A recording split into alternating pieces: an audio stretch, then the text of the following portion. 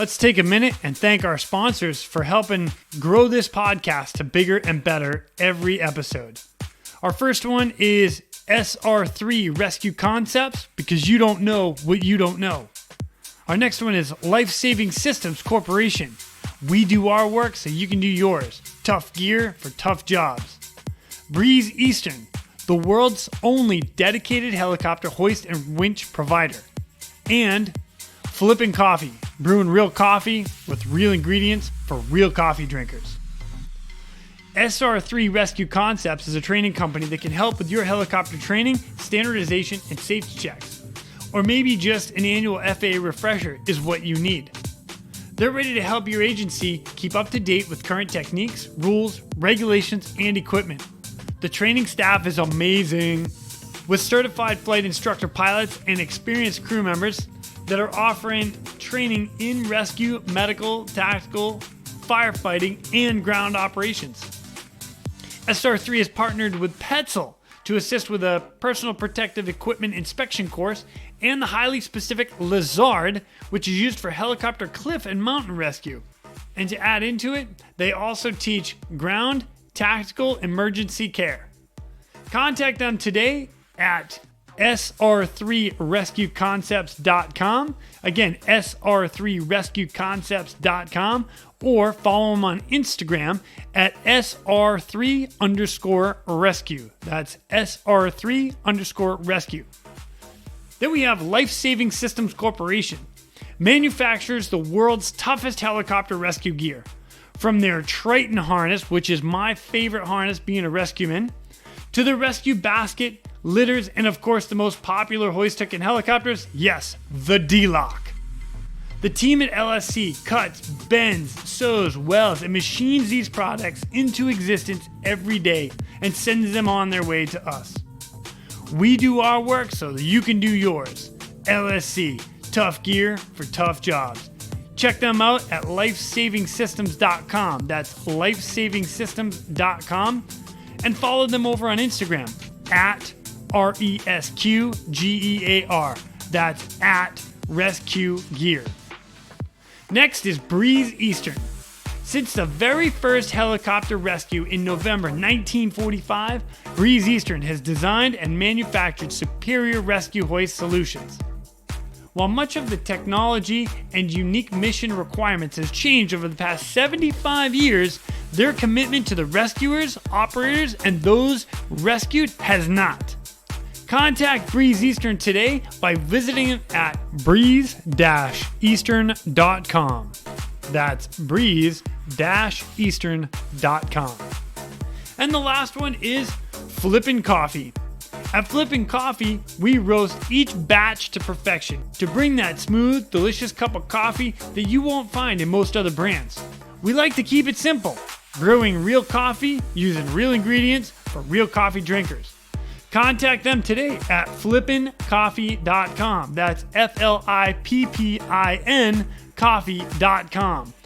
You can also follow them on Instagram at Flippin' Coffee. That's at FLIPPIN coffee. As a bonus, Flippin' Coffee is given a promotion.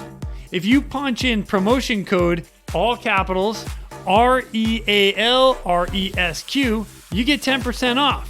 That's promo code Real ResQ, capitals, all capitals, REALRESQ, and you get 10%. If you're just going to send everybody an email, just make sure you tell them one thing. Quinny sent me here. And thank you to all of our sponsors. Our next guest comes to us from Florida at his beach house. God bless him. Well done, sir. And it is Coast Guard Rescue Swimmer number 368. The guy gave me some great laughs, a great story, lessons learned. I loved every bit of our conversation. It was amazing, and I'm so happy that he came on to join us with the podcast. So please welcome Mr. Mario Vittone. My name is Jason Quinn. I am United States Coast Guard Rescue Swimmer number 500. These are my rescues and rescues from those of us that put our lives on the line every day so others may live. This is the Real ResQ Podcast.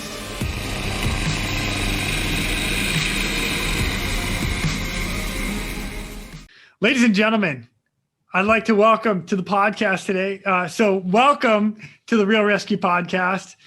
U.S. Coast Guard Rescue Swimmer number 368, Mr. Mario Vittone. What's up, Mario? What's going on? You don't have any gentlemen listening to this podcast? I might have one or two. My dad does. Does that count? Okay, there's one. All right. Well, there's at least one. and I think my wife listens on occasion. So she's the lady. The lady. Yeah. You know these guys, gentlemen. No, well, maybe. Mario, thank you so much for joining me on the podcast. So you bet, man. You bet.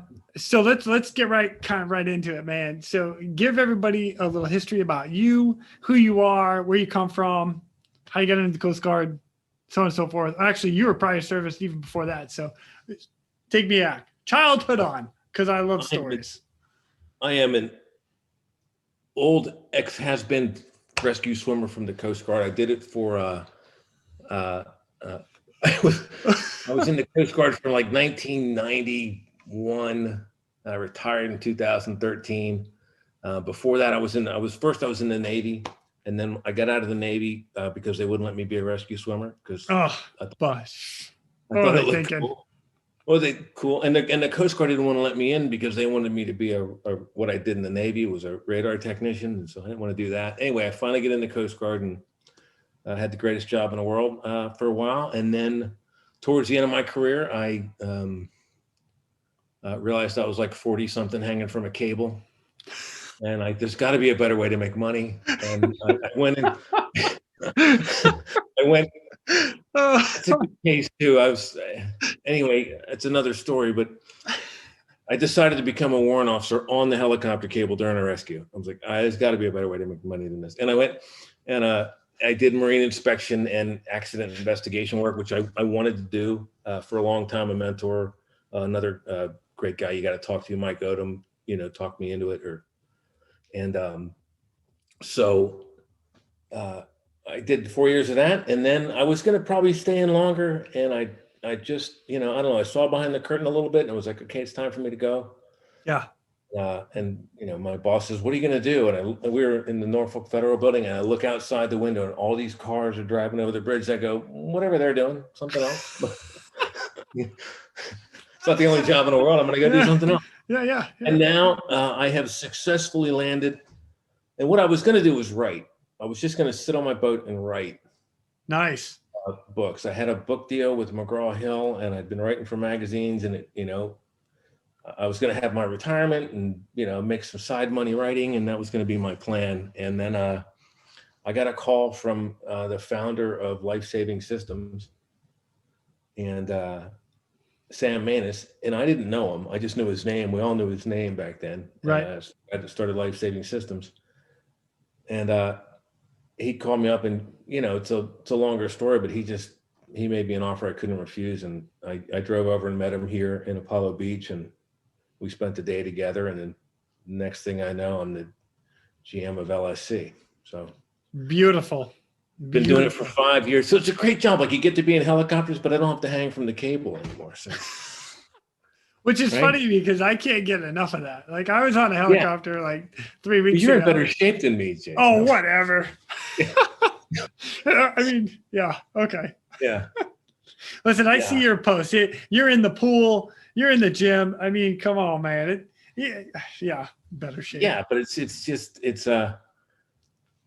it's like I can do the same. Like I know I can pass a PT test. I can do a swimmer PT test. I know I can pass it. I'll need the day off the next day. I'll be home on a couch the next day, but I can pass it. Yeah. That's not authorized. So just say, I mean. Yeah. Yeah. Oh my gosh. All right. So when you came to the Coast Guard, you said you wanted to be a swimmer. So what drew you to A, being a swimmer, and B, search and rescue in general? Yeah, I used to tell the bad joke that I liked helicopters and I liked the water, and it was the only way to mix the two without water landings. And I went, it's stupid. All right, I'm laughing. So it's a good joke to me. I don't care if anybody else that's listening doesn't laugh. I'm laughing. That's funny. That's funny. Yeah. And I remember seeing the guys on a carrier, the Navy had rescue swimmers, back, and I was on an aircraft carrier in 83, 84, 85. And I mean, man, I want to do that. And they had spent too much money on my radar training. I was one of 13 or 14 guys that had this maintenance code for E2 Hawkeye radar component level maintenance. And I maintained this radar set. And I said, I want to be a rescue swimmer. Like, nah, we can't do it, man. You got too much. We got too much in you're not one of the rates that goes rescue swimmer. And I went, well, I'm going to get out then. And they're like, okay, get out. Okay. So I got out. And then I go to the Coast Guard. Hey, I want to join the Coast Guard and be a rescue swimmer. The guy's rolling his eyes like everybody else. I'm like, and he saw my DD 214 from the Navy. It's the document they give you when you get out. And it had my training code on it. And he saw it and he goes, you're a radar tech for E2s? I'm like, yeah. We have E2 Hawkeyes. We need that. Like, I'm told to look for that. You don't have to go to boot camp. We'll just send you up there to get uniforms and you'll be an E5. You just come on in. Wow. I want to be a rescue swimmer. I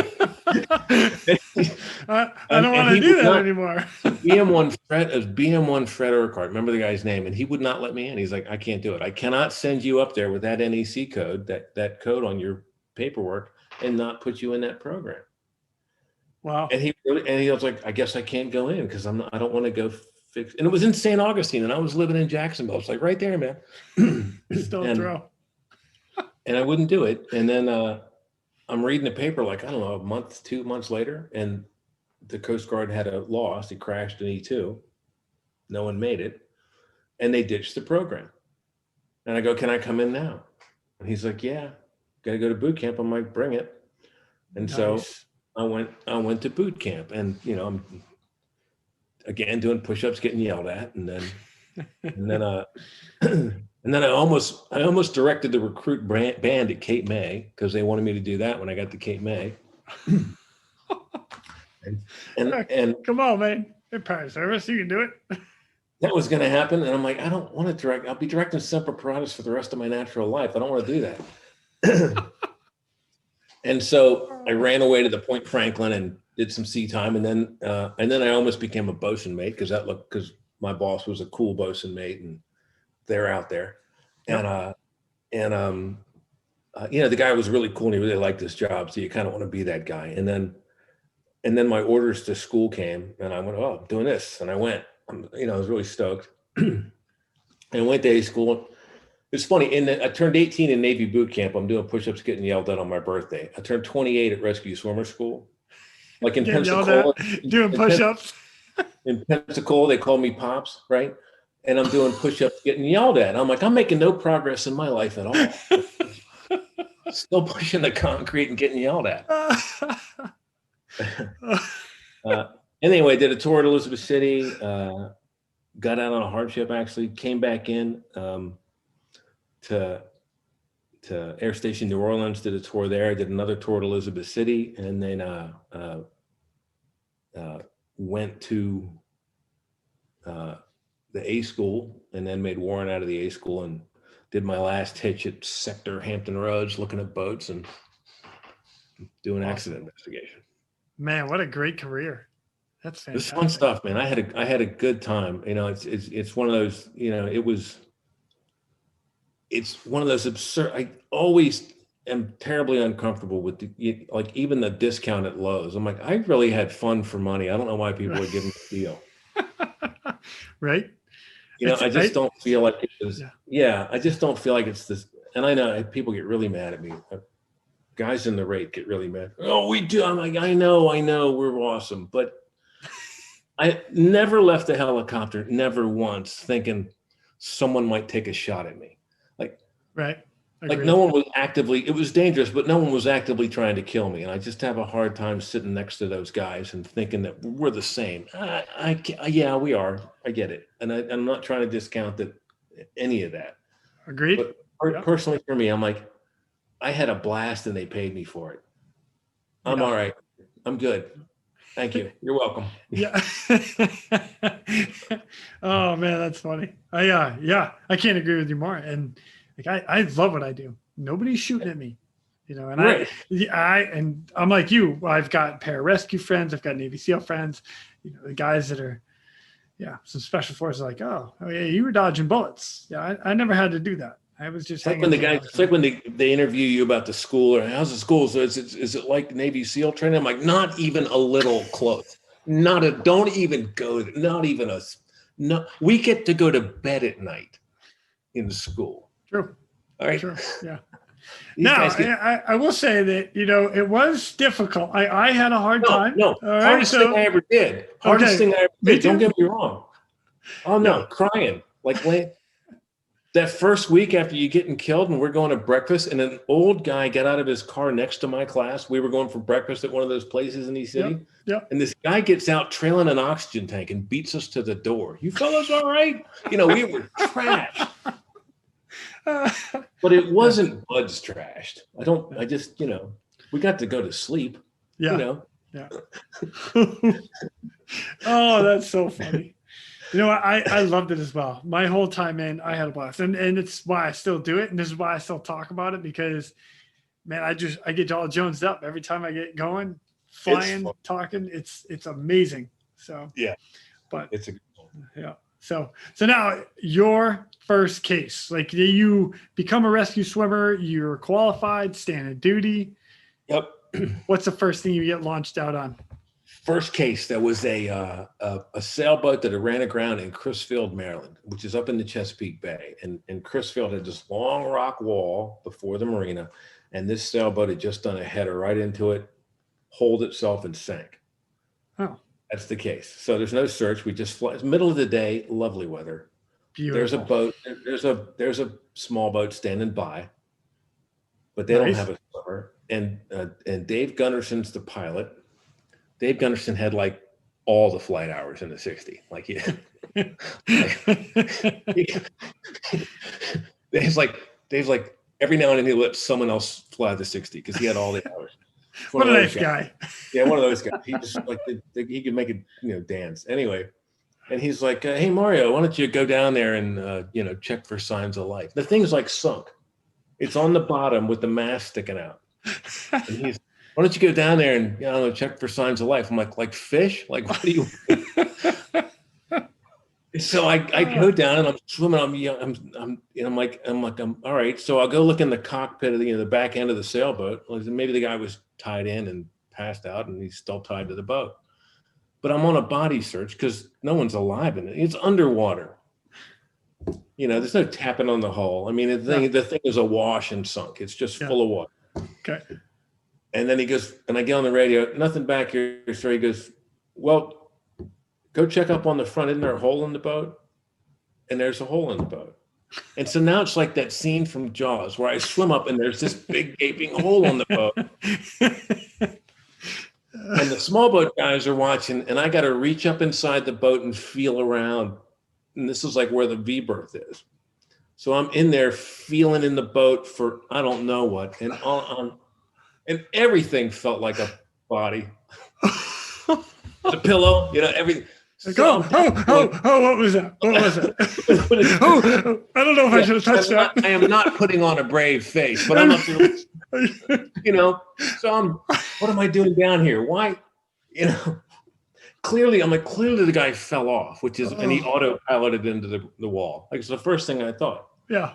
He set his GPS for Crisfield, his autopilot for Crisfield. The boat made it. He didn't. He fell off. Right. And that's what happened, I suppose. We never found the guy. But that was my first case. I'm down there looking for a body on a boat. And I'm like, this is not this is not the job. Clear blue skies, no waves, just a boat. No waves. No, there's a boat over there. There's a guy standing on the beach watching me. I'm like, what is this? I could have walked down and done this job with a police diver. Oh my gosh. Well, that's a good way to start the whole process and the whole career. Right. Yeah, that was pretty good. I didn't botch the deployment, Oh gosh, that's awesome. Dude, well done. That's funny. That is funny. All right. So now let me get into a big one that you have, which I just so have up in front of me. And what I'd like to do, Mario, is I'd like to read this, and then I would love for you to take me back kind of the beginning, or, what happened, because this is pretty awesome. You're going to read the write-up and I'll tell you the truth. That's good too. I appreciate that too. All right. Go ahead. Citation to accompany the award of the Distinguished Flying Cross to ASM 3 Mario M. Vittone, United States Coast Guard. Petty Officer Vittone is cited for extraordinary heroism while participating on aerial flight on 17 November 1994 while serving as rescue swimmer aboard Coast Guard HH-60J helicopter 6034. The aircrew was engaged in the rescue of a family of 4 from a sailing vessel, Marine Flower 2, that was being thrashed by Hurricane Gordon 400 miles off the coast of North Carolina. Once on scene, Petty Officer Vittone selflessly volunteered to be hoisted into the raging seas. He then began the monumental task of swimming to the wildly pitching sailboat. After an exhaustive effort, he was unable to successfully close the gap and had to be hoisted back aboard the helicopter.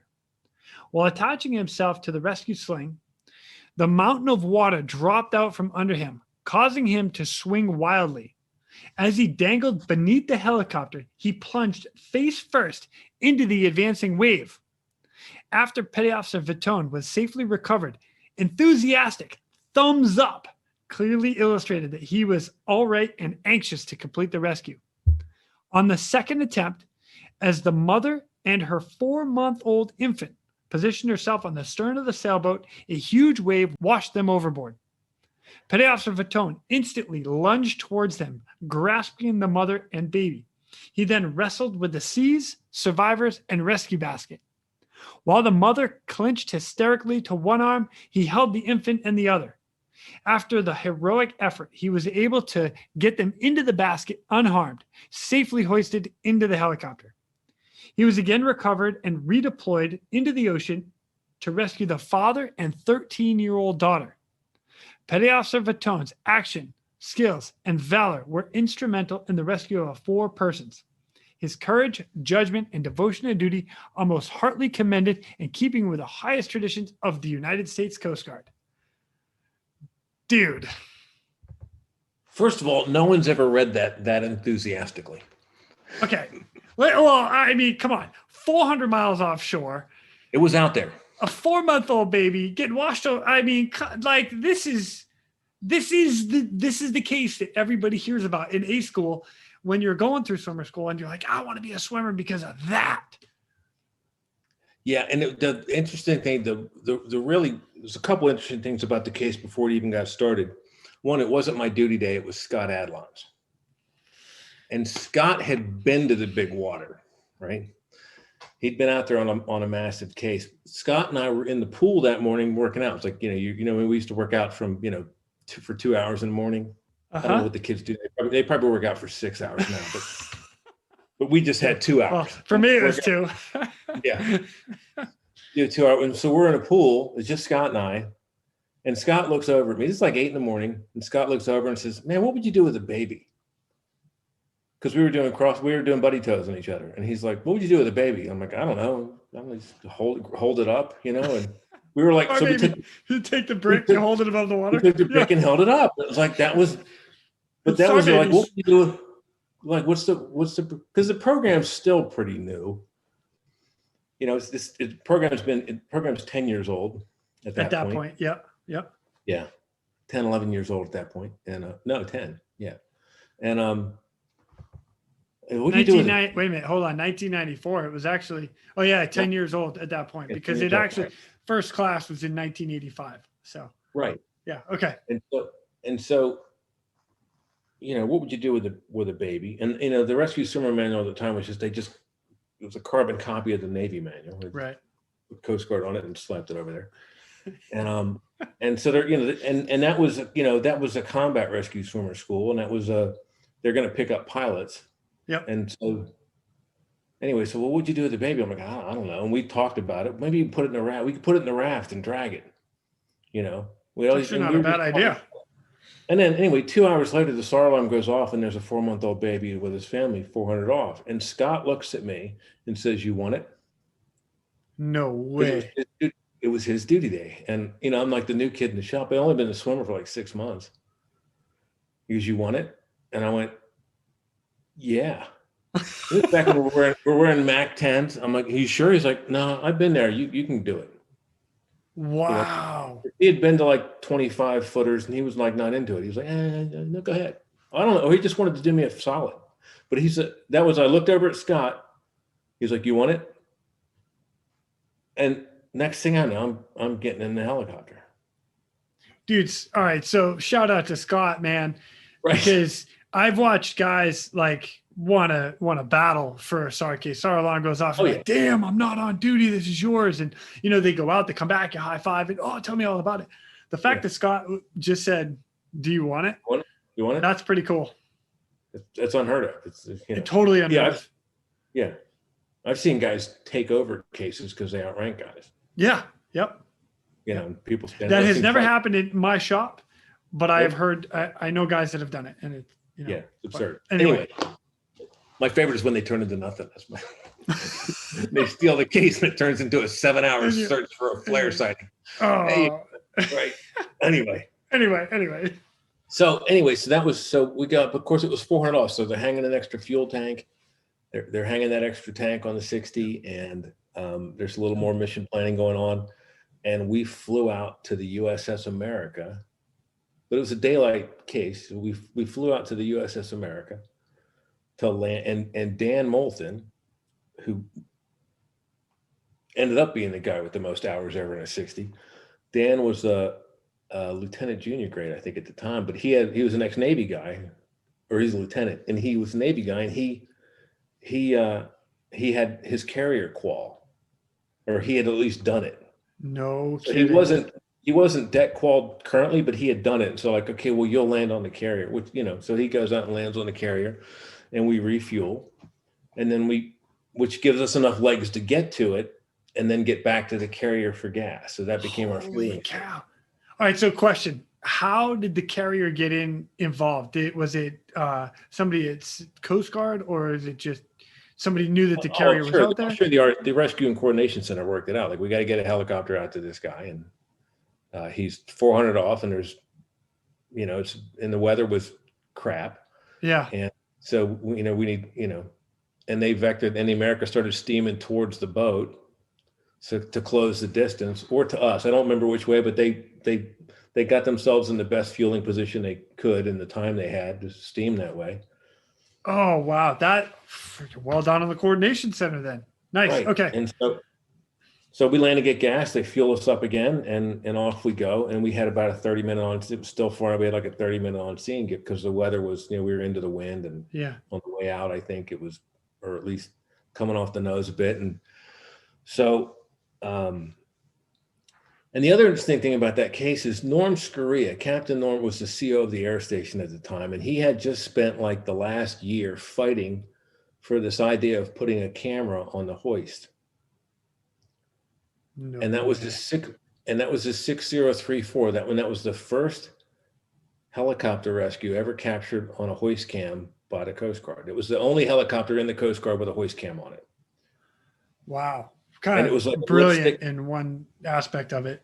Right. It was a lipstick cam mounted, pointing straight down the cable, and it had like a Pelican case with a high 8 tape recorder in it. Dude, I totally remember that because you had to plug it all in. You got to plug it all in and ratchet strap it to the floor, and or stick it in the back compartment, or you're like, oh my God, the freaking thing was a pain in the neck to carry around. So it was that thing. So there's video of the whole thing, including several screw ups on my part. So it's really good.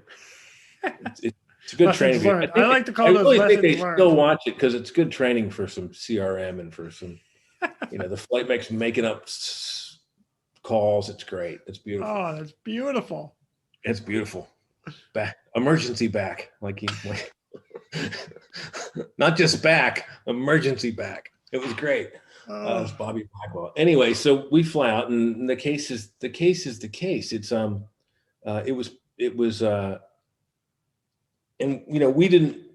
One of the things we didn't know that we should have known is I think helicopter rescue people should know a lot more about boats than they do. Right? Because we had these plans. We made these plans in our head that I was there and put me in the water and I was going to swim up to the boat. And I took the one-man raft and I was going to put the baby in the raft. Just like you talked about. Hey.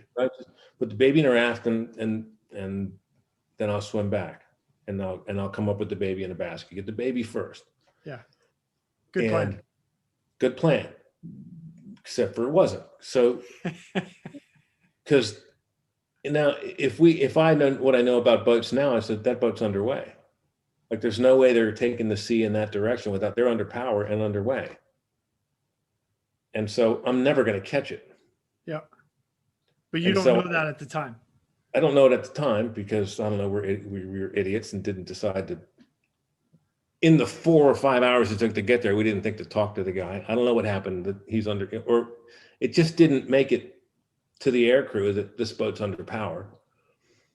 And so, okay. All right. And so I'm trying to catch the boat. I can't catch it. One of the things slowing me down is I'm dragging this raft. Yeah. I lose the raft.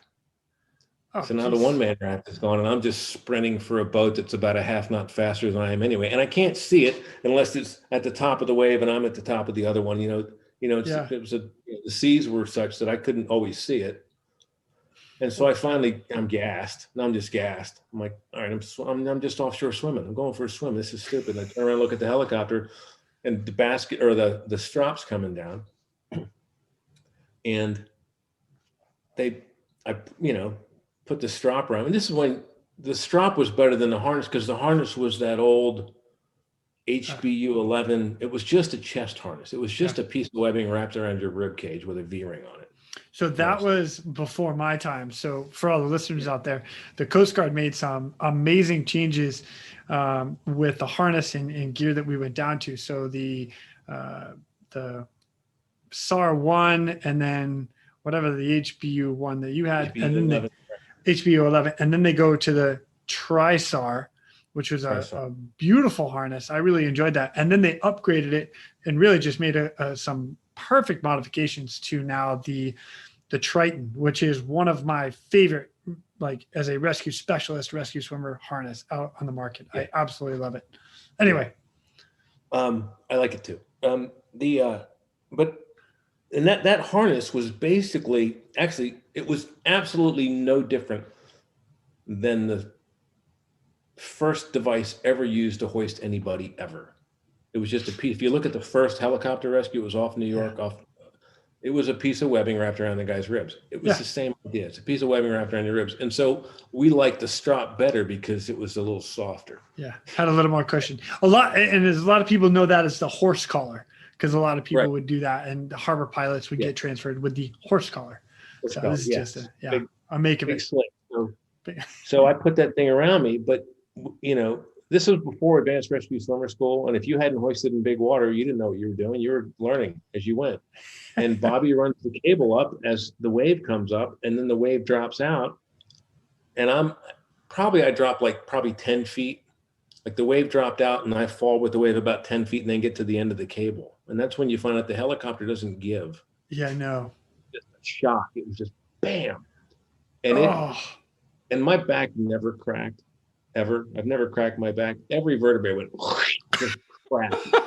And I took the wind out of me, and now I'm swinging, and I swang so far to the other side of the helicopter. The only thing that stopped me was the next wave, and I hit it wasn't an advancing wave. I was hitting the trailing edge of the wave that had already passed me, and boom, I get into that one. Holy cow. And so then I get out and I come back up and I'm like, this is not the job I thought it was. Like I'm coming up and Bobby's running me up and I'm like, oh, you rotten son of a, and it's been like 10 minutes at this point. And we haven't made any progress at all. We just turn fuel into noise for 10 minutes and I come back up and that's, and you can even hear on the recording, Bobby asked me if I'm okay. And I just go, I'm fine. I'm pissed, but I'm fine.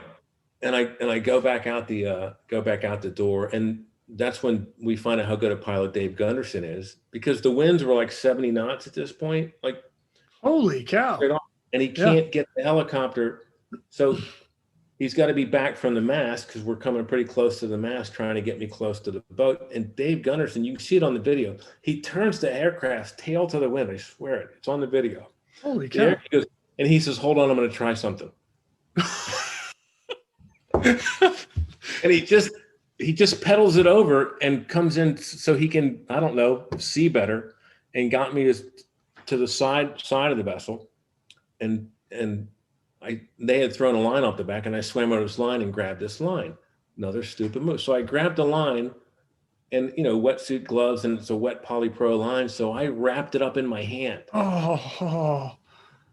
And then the boat's underway. And now it's just, my hand's just crushed up in this line. I'm not holding it, it's holding me now. And I'm getting drugged behind the boat going, I'm just killed everybody because I'm never going to get out of this thing. Oh my God. Anyway, so I just pulled myself forward so I could grab the line with my other hand to get the tension off. My right hand's under tension on this line. Yeah. And so I did a curl, pulled myself forward. So I grabbed the line again to get that off, and then let go. And then I was just close enough to the boat, and I just look up, and now the mother and the baby are on the back of the boat. Yeah. And they're tied together. Well, I'm not getting the baby. They're tied together. They got a line between them. Like he had tied them together. They're both coming off together. And I'm waving for them to come off, and they're not coming off. And then this wave came, and then they were off. And then they were right there. Like no swimming involved. They washed off, and now we're together. Like, hi. Okay. No. All right. So I got mom by her life jacket, and I get this baby by its life jacket, by the front of the life jacket. And the mother kept wanting the baby closer to her. She didn't want to, I don't know. She didn't speak English. It was a little tense, but I didn't like the amount of freeboard the baby had. Yeah. So I just put my arms straight up in the air and had the baby completely out of the water. Mom's freaking out. I'm scared out of my skull. And I look up at the baby, and the baby's like, what's up, dude? Like totally chill. Absolutely. Day at the beach. Just looking around. Waves are nice. The baby was just the picture of chill, like nothing's going on. Mom's freaking out. I'm tensed up. Baby's chill. I'm like, well, if he can be chill, I can be chill. So and we go back, and then now I can't signal. There's no signal. Right. I can't do any. My hands are full. I just look up and like nod my head, like, oh, what do you want to do? And the basket was already coming down, and the basket comes down, and I hadn't had a basket placed that softly and perfectly next to me in the river on a Sunday training flight with no wind. Like it was just right there.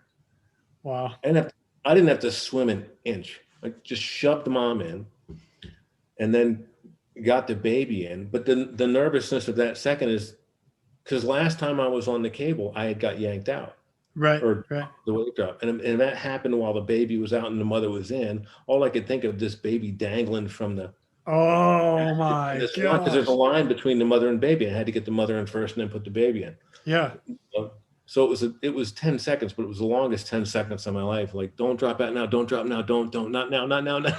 Yeah. Till the baby got in the basket. So I get the baby in the basket, and then they did take a yank. Like if it, like the baby gets into the mother's arms, and then the basket does do a little, it's on the video, it's like this little launch, like pop, it pops out. I'm like, oh, I think, and so I back up, and then the guys in the Dave Gunderson's, everyone's like, you can hear on the ICS, they're super relieved. And this is back before I couldn't hear them at all. Like, right. No you're in the water. So, and that's something else that a lot of people don't know is that when we're in the water as swimmers, we are not connected to the communication system of the helicopter. So we have no idea what they're saying. The only thing we have is a handheld radio, which at that point is buried underwater. Yeah. Yeah. The gear exists. You can do it, but it's pricey. Yeah. Like there's like that access gear. It's like you're talking that you can be 2 miles away and be on the ICS, Yep. Beautiful. It didn't exist back then. We had a PRC 90 radio on 2182, and it was just so old school. 3 channels. Click, click, click. That's right. want to talk to you. I want to talk to you again. I'm screwed. And then,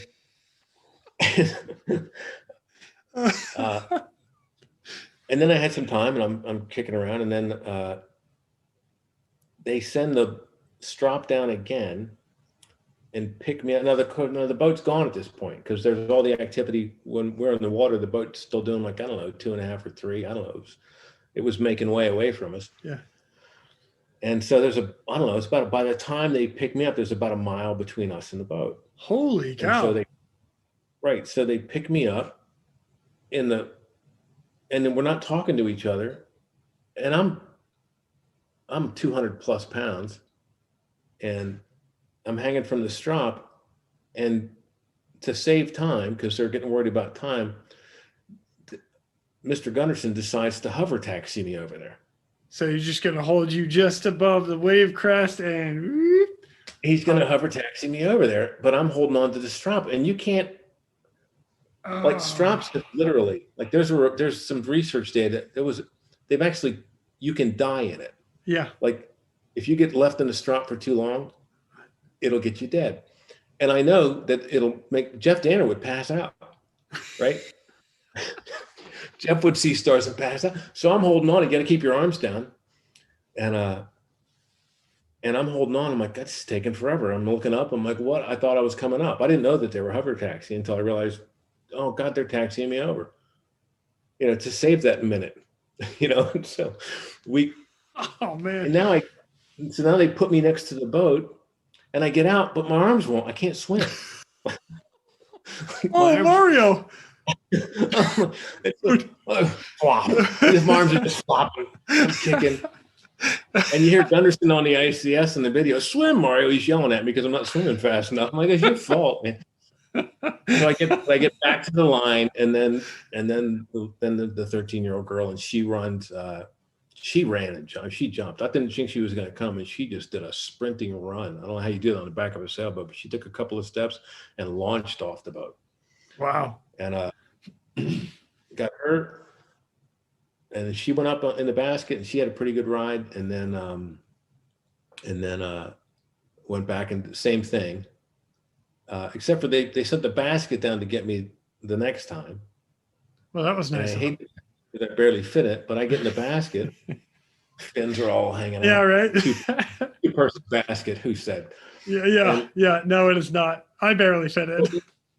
But we take this swing. I take this swing off the top of the wave, and I swing so far to the other side of the aircraft. I'm looking back in at my seat. Oh my God. I'm looking like, that's my window. Like I'm on the wrong side of the helicopter. Back over. We finally get up, and then we go back over again. Another cabled hoist deployment down, and Dad comes off. And the problem with the boat is the father hadn't slept for like 48 hours. Holy cow. Because that was his problem. The boat was fine. I think he could have made it if he could have stayed awake, but his sailing partner was his wife, and all she could do was hold the baby at that point because the sea state was such. So he jumps off. He's a little fatigued. He didn't zip his life jacket, and his life jacket was coming off. And so we get him sorted out, get him in the basket, and we were out of there. So we were on scene for about half an hour. I think the entire rescue, there was 15 minutes of mistake and 15 minutes of actually doing something. No one was in the water for more than 60 seconds as far as the victims. Like none of them. That is impressive, sir. Like Good job. That was the flight mech. I was, that in the pilot. So it was like textbook. But the first thing we did was screw everything up, right? Yeah. And I always had this thing that if you want to know what you're going to do on a rescue, or if you want to know what's not going to happen, talk about it on the way out, because whatever you talk about will not happen. Right. Because there's an unaccounted for variable, like the boat's moving, or they're tied together, or all these things you don't know about.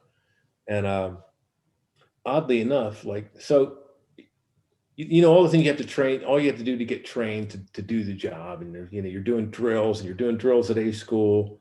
Like, how many times have you come to the door, checked your gear, and given a thumbs up before you actually get it to stand duty? Like, it's got to be hundreds, right? Yeah. Probably you're 6 months, when you're at the air station, it's got to be at least 100. At least. You've done that a lot. Yeah. You've done that a lot. And then 6 months as a swimmer, you've done it a lot more. All right. But we're so jacked up and nervous, and I'm so jacked up and nervous that I'm getting my gear on, and Bobby looks at me, and I give him a thumbs up. And he does this and calls me to the door. So I scoot over to the door. Yeah. And I sit in the door. I'm like, okay, let's go. And then he looks down. I don't have any fins on. I didn't finish. He looked at me and interrupted my chain. That's called, in Reason's book of human error, that's called an omission followed by an interruption, or following an interruption. He looked at me and I interrupted my thing. And then I forgot where I was in the world, and he calls me over. So I went, okay. And I come over without my fins. That's like, it's like going to a knife fight without a knife. Yeah. And so now I'm nervous and at myself because I'm going to back up. Of course, it's all on camera. So that's the first thing I play when I use that video, as I play the mistakes here. But it took us 15 minutes to figure out what we were doing, and then 15 minutes to finally pull it off. And then we flew back, got more gas on the America, and took them home. Dude, fun day. That is awesome. What a great story, man. And actually, there's a lot of lessons that got learned out of that case that were sent down to my group. So you're rescue swimmer number 368. I'm rescue swimmer 500. So there's a lot of people between you and me, and a lot of cases that happened between you and me. And those are things that were talked about within A school, within guys of my first unit, guys of my second unit. And then I start learning stuff, and, it is awesome to hear. But it keeps going. It keeps going. I see the things the guys do now, not just of course the Coast Guard. That's what this job at LSC has done. I see everything in the world. Like, I get to see everybody's stuff. That is awesome. Yeah. Talk to different rescue organizations all the time. And some of the things they're doing are just awesome. Some of them are absolutely crazy. Legitimately bad ideas, but it's all mixed in together. In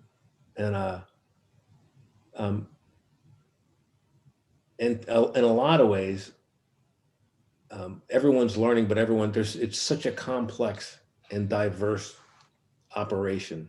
Helicopter rescue is not the same thing as offshore helicopter rescue. That's not the same thing as mountain rescue at all. Correct. Not even a little bit. Not even close. Nope. LSC makes a lot of gear. I don't make anything for Air Zermatt. Like, that's a different kind of rescue deal. Like, I don't have anything for you, man. That's a whole different level of, unbelievable. They don't even talk to each other. Like, it's amazing. The aircraft stripped down to nothing, no gear, a couple of harnesses. And their altitude, what they got to fly in. I mean, when they're up there. Yeah. Yeah. And so, I don't know anything about that. And so I'm learning stuff every day. And then I remember these guys called me up from North Carolina, and they wanted black. They wanted it was really important that they had black vests on their TriStars. And I didn't have any black. They had to have black. Same thing. I'm like, why do you want black? And I know the Navy has black because, I don't know, they're the Navy. I call that water camo. They were green and black, trying to hide. But I remember asking, like, what do you want black? And the guy took pity on me because I'm supposed to know what I'm talking about. And he's like, well, Mario, we do mostly flood rescue, and the flood waters are orange, and the black shows up better. Oh. I'm like, holy, right. Well, that makes total sense. It makes total sense. And it went from being really stupid, like, why are they doing that, to, oh my God, that makes total sense. Like, I'm an idiot. Yeah, actually, I would not have even thought of that either. And he's right. That red dirt makes such an orange muck. Right. Yeah, and so the black shows up a whole lot better in the water than the orange, vest. So why would I do that? Wow. Like, that makes sense. The other ones, the Canadians, we have to powder coat their litters bright orange. Okay. Right? So they buy the same litters, basically. Yeah. Yeah.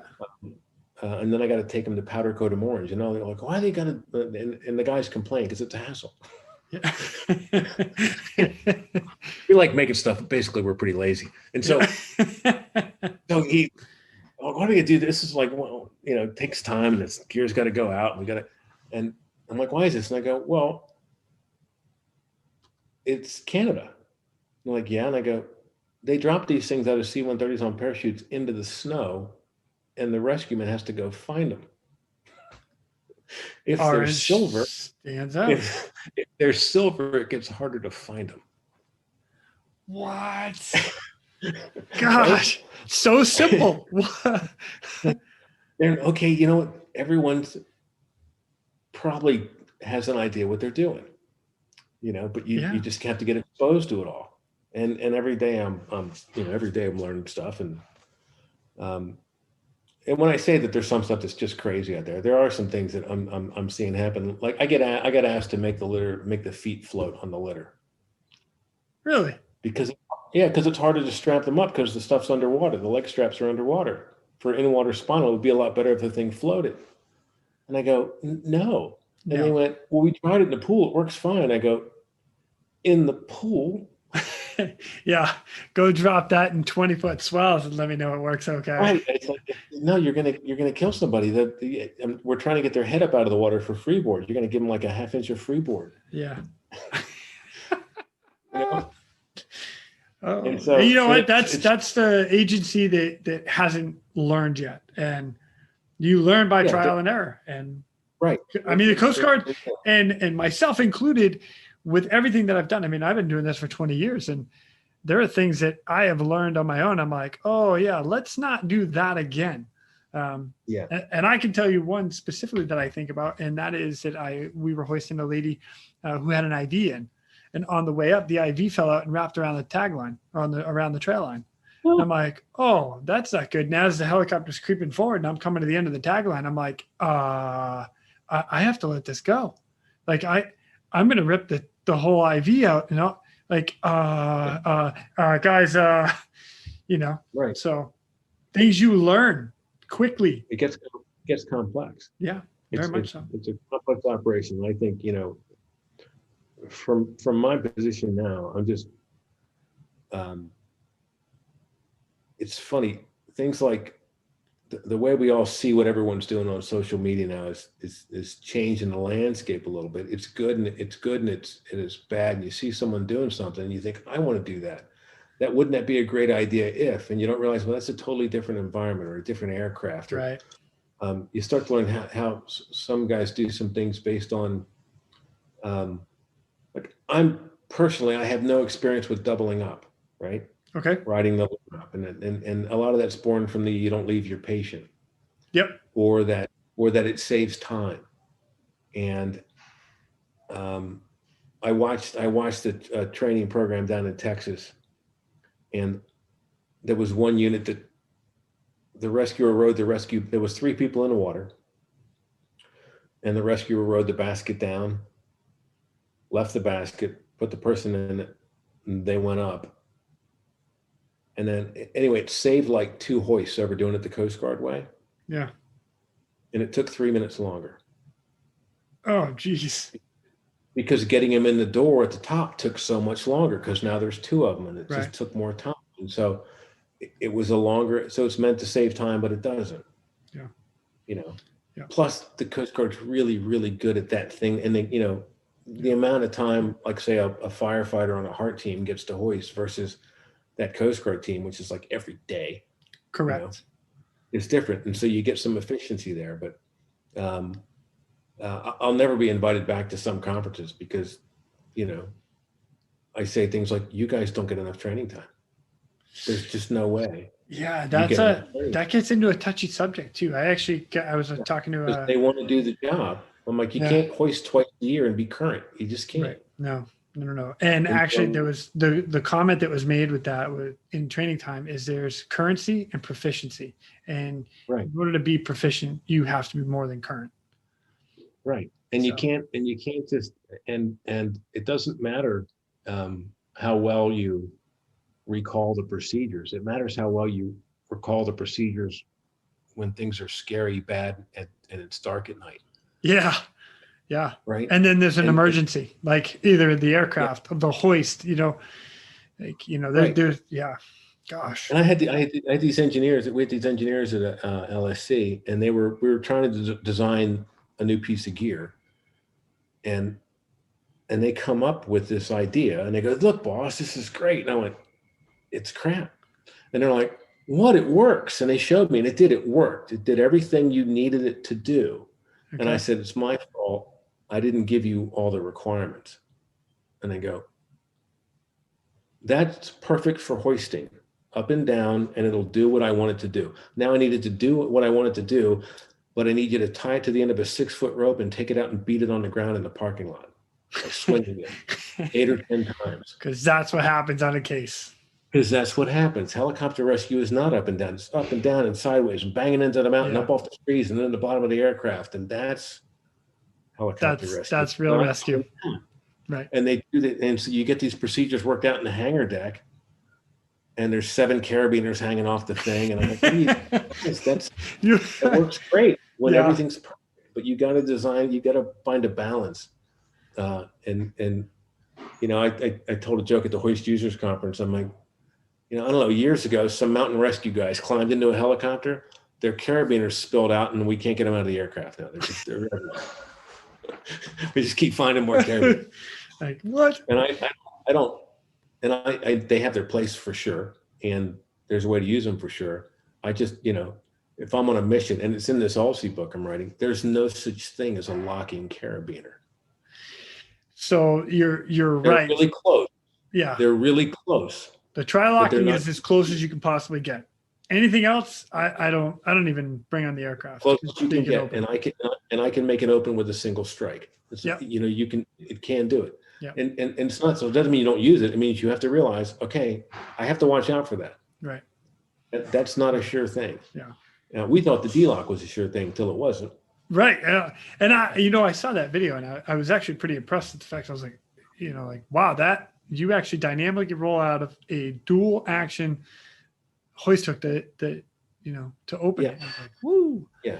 Now, yeah. And you've got to have just the right, and that's why, you know, you've got to, ring geometry is always going to matter. I mean, you know, someday somebody might met the right ring that'll hit the subdued buttons on a deal. Right. I mean, there's no, you have to check all your gear. And the way that the Coast Guard stays safe is there's only 3 things or 4 things that are allowed to be put in the hook. Right. That's it. Yeah. Keep it simple. That's it. You know. Now I will say, like, I do like doing double ups. You know, double up with either the litter or just a quick strap, a rescue strap, or the AVED, or the screamer suit, the Bowman screamer suit. I really like that. But you have to train on that so that when you get to the aircraft, now you have 2 guys working together to get inside the aircraft. Because like you said, if now you're trying to, it takes more time to get, you know, twice the people in, well, then you're not training enough on the ground. Forget airtime, just move in and out of the aircraft. I can't emphasize it enough. So a lot, right? So it's one of those things where if you add that capability, you add that training requirement. Do you have the time for it? Right. Right. You can't just, I got this new idea. That's great. Do you have the 17 hours a quarter to train? Correct. Or whatever it is, you know. And so it's what I've learned the most over my career is that I don't know anything. You know, I might disagree with you on that one, sir. No, I know a lot, but I still don't know anything. I've learned a great deal, but I'm continuing to learn. But you know, my boss, Sam Manis, learns. He's like, "What are they? Oh my, that's amazing!" Like that, you know. Yeah. And that stuff happens. It still happens, and so, I think as long as the community stays open, to discussion and ideas, you know, we're going to be all right. But I think what I see the most, and I get this, hey, we want to start a rescue program. What do we need? And I go, to be doing more than calling me, you know. One. And they want a program because they got a helicopter that's got a hoist on it. I'm like, you've got 5% of your program worked out. The helicopter and the hoist is about 5%. Yeah. And that's the easy part. Now go find the rest of the money and the time and the, you know, do you have hours to fly that thing, like many hours to fly that thing. Do you have training money? Do you have gear money? Do you have, it's so much more than just a hoist. And so it's for my part now. I mean, the fun part of my job now is there's just, I'm in a business now, and there's customers, and this idea that the customer's always right. Absolutely, almost not really. No. Maybe. That is such a good point, because they don't know what they don't know. Like you don't know. Yeah, you don't know what you're getting into until you're getting into it. And then let me teach you what you're getting into before you go and hurt yourself or kill somebody. And I think that's a real value add that old guys can have, is like, okay, well, here's what you got to watch out for with that. And so we get asked for modifications to gear, and I'm just like, I can't do that. Right. Because it's not, it'll work great. It might work great for you, but on a long enough timeline, someone will get hurt with that. And I can't make that. Yeah. And that's the Sam maintenance. Sam's thing is, when I first got there, I don't know if I wanted to stay. Like, it's a family business. I don't know these people, and it's 35 people in the company, and we'll see how it goes. And I was there on a contract the first year, and 3 weeks in, I'm talking to Sam, and he had found out a new way to manufacture the trisar. He's like, if I do this and I put the stitching here, then it's a continuous loop all the way through there, and that'll be better. And they won't. So, and he's making this change. And I'm like, Sam, you sell like 1,500 of those a year. Like, there's nothing wrong with, like, why change it? He goes, because it's better. Totally imperceptible to the customer. The customer will not see that.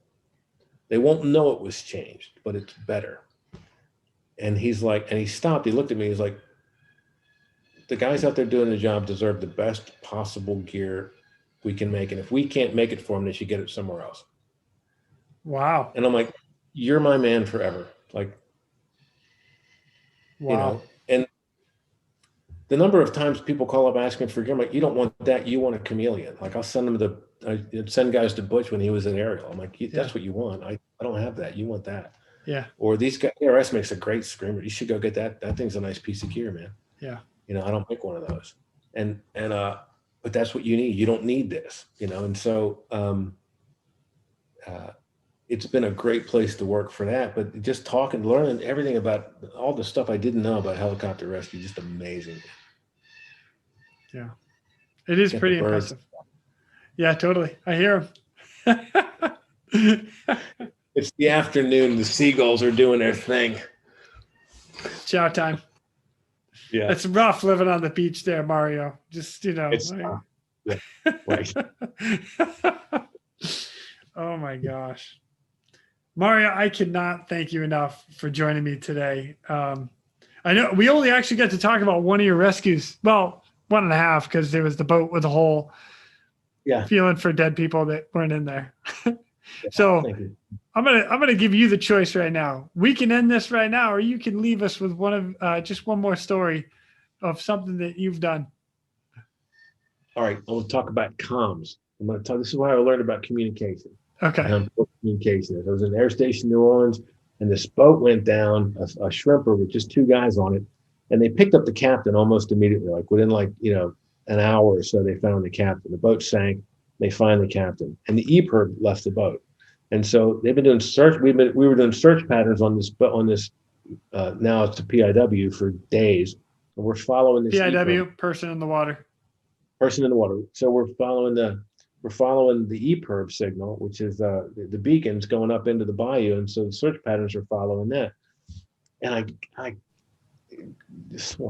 can't remember this guy's name. This pilot was awesome, but he's the duty pilot. He goes, and he told, it was like this is the last time if we don't find him now, they're calling the search. Like, it was the last search for the guy. And he goes, I'm going to do your search pattern, but first I'm going to go do mine. And he goes, the boat sank here. We picked up the captain in a line here. I'm going to follow that line and see if this guy, because offshore New Orleans, there's all sorts of wellheads and gauges and pipes coming up out of the water. You'd be offshore at night. You think you're over land. There's so much stuff out there. Yeah, totally. And so we go to the boat and we fly this track line between this guy and where the captain was picked up. And there's a guy standing on one of these, like a pipe comes up out of the water. There's a 6 foot by 3 foot platform with a valve on it and goes back down the water. He's on top of that thing, waving his t-shirt, sunburnt to beat. He's been out there for 4 days or something. Oh my gosh. Just fried. And he's waving his t-shirt, got to be dehydrated, beyond measure. And he's rough. And all right, Mario, we're going to put you in, but it was real. There's a lot of current ripping through there, like with this, and we'll put you down and then onto the platform and then, just take the strop with you. And I go, I'll jump off and the current will sweep us out because there's all sorts of stuff to get snagged on this platform. We don't want to put a basket down there. Okay. So I get on the platform. I'm going to jump this guy back in the water, put him in the basket. And I get down, I put this, I'm like, hey, buddy. And he's like crying, but no tears because he's dehydrated. Uh-huh. I've been watching you guys search for me for days, Like you see the helicopter, just couldn't get noticed, right? He hung onto a 5-gallon half-empty can of paint thinner for like the first night, and then he bumped into this platform and climbed up on it. Wow. Yeah, and he would get in the water to stay cool and climb back out. It was crazy. Anyway, so he's salted up and he's just a mess. And so I put the strap around him. I could tell that it hurt, because we jump in the water and I swim over and the flight mech points at me, like points right at me. And that's not a signal, right? I'm like, I know, come up on the radio, but what's pointing? He points at me, so I point back at him. I'm like, hey. And I give him the I'm all right. And then the basket's coming out the door and it's coming down just like we planned. And I'm giving a thumbs up in the basket, and he points at me. And I'm like, hey, I'm okay. Guy gets in the bat, put the guy in the basket. He picks him up, and I'm looking at him, kicking back to 2:00. Like I'm looking at the helicopter like I was trained to do. Yep. And he's pointing at me, like right at my head. And I'm like, hey, I'm all right. And then, the boom on the 65, and he booms the guy in, and as soon as the guy gets to the door, he drops him in there and he just grabs the guy and like rips him out of the basket. Like I swear I could hear the guy yelling over the engines, like screaming. Oh. It was just this rude toss of the guy in the helicopter. And I'm like, that was pretty mean. I know exactly where you're going with this. This is awesome. So he kicks it back out. The basket's coming down and he's pointing at me and I'm, all right, and I get in the basket and I come back up and then it's my turn to get boomed in and he grabs me, dude, did you see the size of that shark? And I'm like, no. No. I'm like, give me the chomper sign of the fins. Fin on the head. Fin on the head. Come on. Don't point at me. I don't know what the hell you're saying. Back in the hoisting area, it gets bigger every time I tell the story, but it's like a 6 foot shark, Yeah. The hoisting area, just hanging out. He's right on your ass, man. I'm like, come on, give me a sign. We got to get better at talking to each other. Oh my God. I'm glad there wasn't a signal because I wouldn't. What am I going to do about it? You would have clipped into the basket. You'd have been hanging below the basket. Right. Yeah. Oh my God, dude, that's awesome. That was a fun one. Wow. Yeah. Mario, I cannot thank you enough for coming on. I'm so grateful. So thank you. All right, man. It's been a good time. Yeah. It's a pleasure to see you. And next time we'll do this again sometime for sure. Cause I had a blast. All right. And with that, you got it. And with that, ladies and gentlemen, we are out of here. Thank you for tuning in. We hope you enjoyed this episode of the Real ResQ podcast. Please take a minute and, like my daughters like to tell me, like and subscribe. Oh yeah. I'm pulling chocks and taking off. But before I go, if anyone out there has a rescue story that they would be willing to share, I would be humbled and honored to have you as a guest. Or if you have any questions about any of the rescues or anything else that we talk about here on this podcast, send me an email. TheRealResQ@gmail.com. That's TheRealResQ@gmail.com. You can also check us out on our Facebook and Instagram page at The Real Rescue. That's at TheRealResQ. I also want to give a special thank you to all of you staying on the watch today. Always remember that when that SAR alarm goes off, those in distress are praying for a miracle. They are going to get you. Until next time, fly safe and swim hard.